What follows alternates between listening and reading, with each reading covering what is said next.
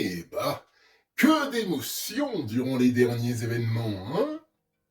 Entre la horde, la grande créature étrange et les personnes pour l'instant portées disparues, on peut dire que c'est la crise. Et encore, c'est pas totalement terminé, car après que ceux qui ont réussi à atteindre la base se soient posés et aient fait le décompte des 12 disparus, il fallait réunir le conseil de la base d'urgence, afin de faire un rapport sur la situation, contacter les tours et faire une réunion de crise. Mais avant ça, après que Light commença à reprendre son souffle, juste après avoir sauté sur le pont et avoir glissé jusqu'en bas de ce dernier, Cédric l'aida à se relever et lui demanda de venir le voir en privé après qu'ils aient rangé les charrettes et qu'ils aient fait le bilan des pertes. Light se demanda ce qu'il lui voulait. Si c'était pour le remercier, il n'aurait pas besoin de le voir en privé. Soudain, il réalisa qu'il avait peut-être découvert son secret. Après tout, c'est vrai que malgré le fait qu'il avait dit qu'il ferait attention, dans le feu de l'action, il s'est un peu laissé emporter et ne cherchait plus vraiment la discrétion au bout d'un moment.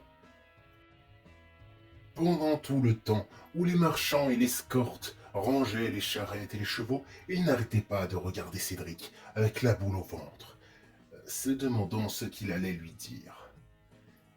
Il ne déchargerait cependant pas encore les marchandises, attendant déjà la décision des conseils après la réunion de crise.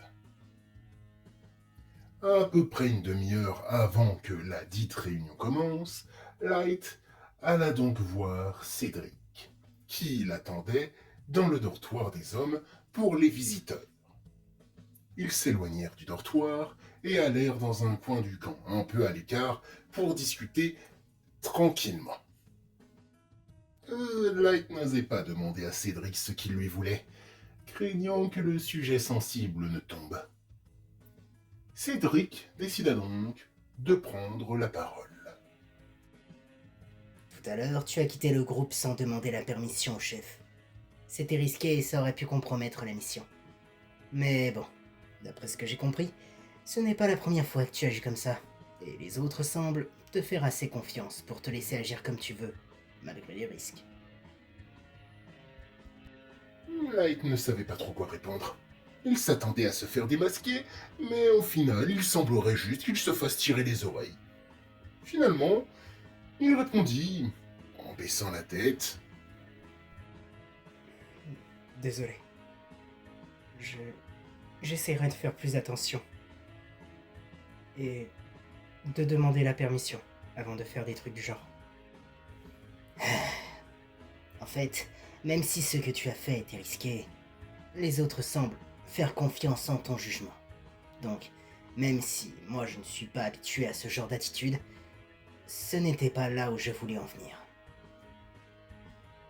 Light releva la tête, un peu surpris, et lui demanda ce qu'il lui voulait, ne pensant plus à la possibilité de son secret découvert. Mais Cédric continua. Quand tu as quitté le groupe, à un moment, une créature énorme est apparue et a capturé 2 personnes. Un éclaireur de la base et une des escortes de la guilde. As-tu croisé une chose de genre sur le chemin quand tu nous as rejoints? Une créature énorme? Genre, un croco? Non, je crois pas en avoir croisé en chemin. Ou en tout cas, j'en ai pas vu. Non, c'était pas un simple croco. Il était plus gros, plus imposant. S'il avait foncé sur une des charrettes, il l'aurait sûrement abouti, sans grande difficulté, je pense. Vu la carrure du machin. Light avait du mal à visualiser la chose, et lui demanda quelle taille la créature faisait pour lui. Et Cédric lui répondit que c'était comme un croco. Mais au lieu de faire dans les 2 mètres habituels, la chose devait en faire environ 3, avec la stature qui va avec. Le regard de Cédric trahissait un mélange de terreur et d'incompréhension. Mais il n'avait pas été le seul à la voir, Et vu qu'elle avait emporté 2 de leurs camarades et dégagé les infectés sur son passage, ça ne pouvait pas être une hallucination. Light théorisa une mutation, ou une évolution. Après tout, c'était le propre du virus, rappela-t-il. Cédric ne répondit qu'un peut-être, songeant. Quelques secondes plus tard, après avoir réfléchi, il s'adressa à nouveau à Light. Bon, maintenant parlons de toi. De moi? Mais de quoi veux-tu parler? Sois honnête. Tu n'es pas un humain comme les autres, hein? Light se figea, ayant l'impression que son cœur venait de s'arrêter. Allez, à vous. J'ai déjà vu des personnes aux capacités surprenantes, mais personne de ton niveau. Non seulement tu as réussi à semer un groupe d'infectés, mais en plus, tu as réussi à nous rattraper et même à dépasser deux calèches lancées à pleine vitesse. À retenir ce qui restait de la horde, et tu as eu encore assez d'énergie pour tenter et réussir le saut au-dessus du pont. Sans parler du fait que ton corps et ton visage sont constamment couverts en public et que tu as attiré l'attention des jumeaux. Light se sentit tout nu, Cédric l'ayant totalement découvert. Puis ce dernier lui demanda de confirmer ou non ce qu'il venait de dire, avec un regard sérieux et perçant. Le pauvre Light fit oui timidement de la tête, et l'abaissa juste après, se sentant comme un enfant avouant une grosse bêtise. Après un autre soupir, Cédric lui demanda si les jumeaux ou quelqu'un d'autre étaient au courant. Et Light avoua que les jumeaux, Julian et Sorel, savaient. Finalement, Cédric lui demanda de simplement tout lui dire, en faisant au plus simple. Light, après quelques secondes de réflexion et de résignation, accepta. Il lui raconta donc tout. Son arrivée d'un autre monde, ce qui fit lever un sourcil à Cédric, puis le sauvetage de Sorel et l'attaque du groupe de Léo. Où là, ce ne fut pas simplement les sourcils qui se levèrent, mais les yeux qui s'écarquillèrent en grand par le choc. Il enchaîna avec le sauvetage du groupe d'Eldrick, en espérant un peu que ça jouerait en sa faveur et calmerait Cédric. Et il accéléra un peu pour en finir au plus vite, à partir de son arrivée au tour et le mensonge qu'il a inventé pour cacher son secret. Le conflit avec Marcus, le meurtre de ces derniers quand il a perdu le contrôle, Julian qui a découvert son secret, son départ et son retour au tour, et enfin, la révélation de la vérité aux autres. Ouh! À la fin, le cœur de Light battait à 100 à l'heure, espérant qu'il le croirait pour tout et réagirait aussi bien que les autres malgré le choc. Mais Cédric le fixait avec un regard à la fois pensif, à la fois suspicieux et à la fois un peu agressif. Puis, au terme de plusieurs minutes de silence pesant, il dit ceci. Pour le coup de l'autre monde, je suis un peu perplexe. J'avoue que je m'attendais à beaucoup de choses, mais pas à ça. Par contre, si j'ai bien compris, c'est toi qui as tué le groupe de Léo. Mais Sorel semble ne pas t'en tenir rigueur. Sûrement parce qu'elle se sent aussi responsable. La pauvre. Quoi qu'il en soit, tu es aussi bien une aide précieuse qu'une bombe à retardement potentiel. Par respect pour les autres, parce que tu as sauvé mon père à plusieurs reprises et pour ton aide durant l'attaque de la Horde, je ne dévoilerai pas ton secret. Mais sache que, moi, je ne te fais pas encore pleinement confiance. Je ne te connais pas vraiment après tout. Par contre, j'ai une condition pour que je garde ton secret. Laquelle? Nous allons tout raconter à mon père. Il a le droit d'être au courant, lui aussi.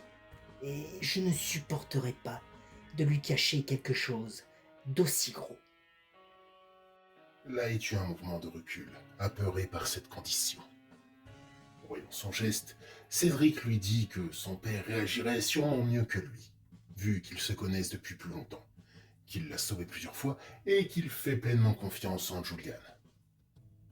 Du coup, même si lui aussi aurait sûrement un peu peur de Light, il ne le rejetterait pas. Et garderait son secret. Light regarda Cédric droit dans les yeux, derrière son masque, et décida d'accepter encore une fois. De toute façon, il n'avait pas vraiment d'autre choix. Cédric afficha un air satisfait et précisa à Light qu'il raconterait tout à Eldrick après la réunion de crise. D'ailleurs, il était enfin temps. Tous ceux qui avaient réussi à rentrer ainsi que les deux conseils y participèrent. Le groupe qui accompagna le convoi fit un rapport détaillé de tout ce qui s'était passé et, bien évidemment, l'inquiétude prédominait, surtout quand arriva le sujet de l'infecté de 3 mètres ressemblant à un croco et celui des disparus. Malgré tout, une décision fut plutôt rapidement prise, suite aux informations données. À peine une heure après le début des hostilités, il fut décidé que, pour la sécurité et le bien-être de tous, la guilde resterait le temps de faire leur marché et repartirait avec un nouveau convoi plus restreint cette fois. Il ne fallait pas semer la panique dans les camps avec cette histoire d'infectés de 3 mètres. Pour les disparus, ils devraient se débrouiller pour le moment, car envoyer des équipes de secours était trop risqué, surtout avec la créature qui rôde. Aussi, seuls les volontaires accompagneront la guilde à la sortie de la ville. Avec les récentes pertes et la chose, ils ne voulaient pas forcer ceux qui avaient déjà vécu ce foutoir à recommencer. Ainsi, la réunion se termina.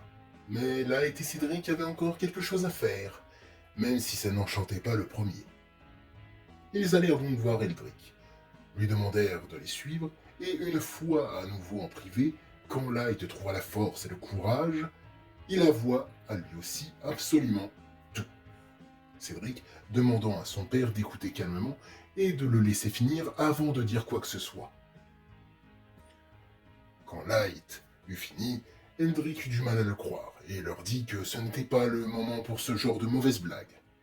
Mais une fois que Light retira son masque et révéla son visage marqué par le virus, il comprit que ce n'était pas une plaisanterie. Il avait vu bien trop de fois le visage de quelqu'un infecté pour le nier.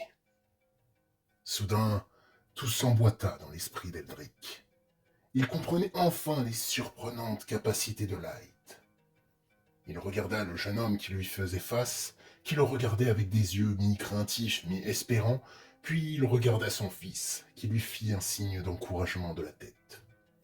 Et, après une profonde respiration où il pensa à tout ce que Light avait fait, que Julian l'a accepté même en connaissant son secret et que finalement, ils ont fini par tout lui révéler malgré les risques, il répondit qu'il avait compris, qu'il garderait le secret et faisait confiance au jugement de son fils, de Julian, des jumeaux et en ce qu'il connaissait de Light.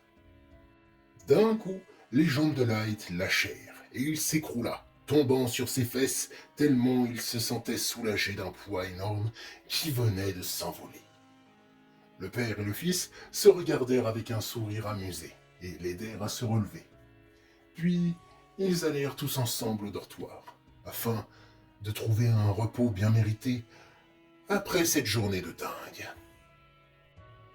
Décidément, de plus en plus de gens savent pour le secret de Light. Et, pour l'instant, il a de la chance. Il est tombé sur des gens plutôt compréhensifs et réfléchis. Mais il n'aura peut-être pas toujours autant de chance.